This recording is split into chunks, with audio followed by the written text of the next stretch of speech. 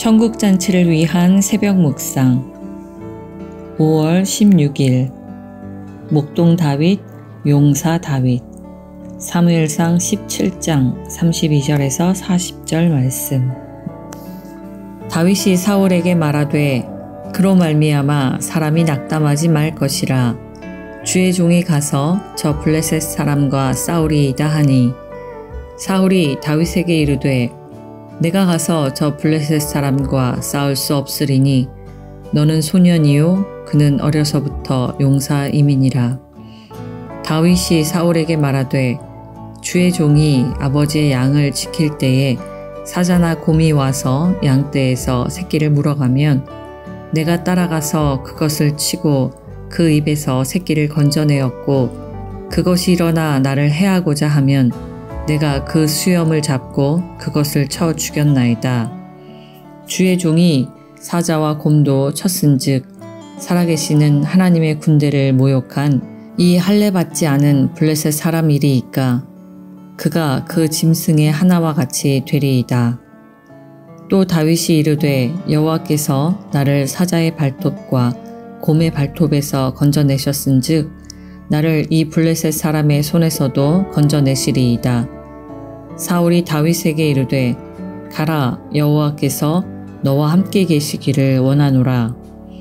이에 사울이 자기 군복을 다윗에게 입히고 노투구를 그의 머리에 씌우고 또 그에게 갑옷을 입히매 다윗이 칼을 군복 위에 차고는 익숙하지 못하므로 시험적으로 걸어보다가 사울에게 말하되 익숙하지 못하니 이것을 입고 가지 못하겠나이다 하고 곧 벗고 손에 막대기를 가지고 시내에서 매끄러운 돌 5을 골라서 자기 목자의 제구 곧 주머니에 넣고 손에 물매를 가지고 블레셋 사람에게로 나아가니라. 블레셋과의 전쟁에 군사로 소집되어 나온 형들을 만나러 다윗이 찾아왔습니다. 아들들의 안부를 궁금해하는 아버지의 심부름을 온 참입니다. 그런데 그때 블레셋 장수 골리앗이 평소처럼 이스라엘 진영을 향해 싸움을 걸어왔습니다. 하나님과 하나님의 군대를 모욕하는 골리앗을 보고 다윗은 두려움이 아닌 분노를 느꼈습니다. 절대 가만두지 않겠다며 흥분했습니다. 맏형 엘리압이 함부로 나서지 말라고 나무랐지만 아랑곳하지 않고 주변의 다른 사람에게도 똑같은 말을 했습니다. 결국 다윗이 한 말이 전해지고 전해져 사울의 귀에까지 들어갔고 사울은 다윗에게 골리앗과의 싸움을 허락하며 자기 갑옷과 무기를 주었습니다.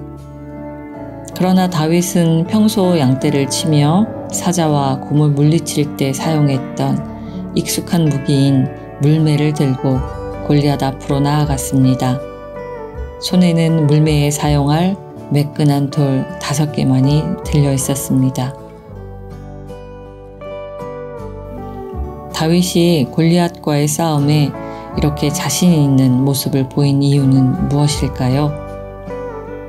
그것은 그가 목동 생활을 하면서 맹수들을 물리칠 때마다 하나님이 자신과 함께 하심을 느꼈기 때문입니다.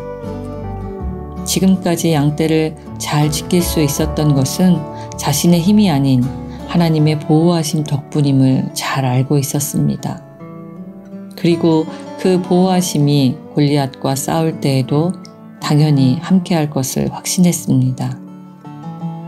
또한 그 지역은 평소 다윗이 양떼를 치며 오가던 익숙한 곳이었고 하나님의 돌보심을 직접 경험한 장소였습니다. 그 사실은 다윗에게 지금도 여전히 그곳에 하나님의 돌보심이 있을 것이라는 믿음을 갖게 했습니다. 그래서 사울이 내린 칼과 갑옷 대신 자신이 평소에 사용하던 물매를 가지고 싸움터로 당당히 나아갈 수 있었습니다. 맹수들과의 싸움에서 이기게 하신 은혜의 장소에서 다윗은 또 다른 돌보심과 은혜를 기대하며 싸움에 임했습니다.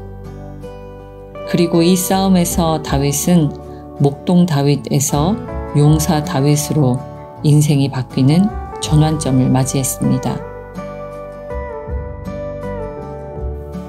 일상의 여러 경험에서 하나님의 도우심을 확신하는 다윗의 고백이 우리의 믿음을 굳건하게 해줍니다. 우리를 믿음의 용사로 키우는 곳은 우리 일상의 자리입니다. 거기서 신실하게 믿음을 지켜갈 때 우리도 큰 믿음의 사람으로 세우시는 은혜를 경험할 것입니다.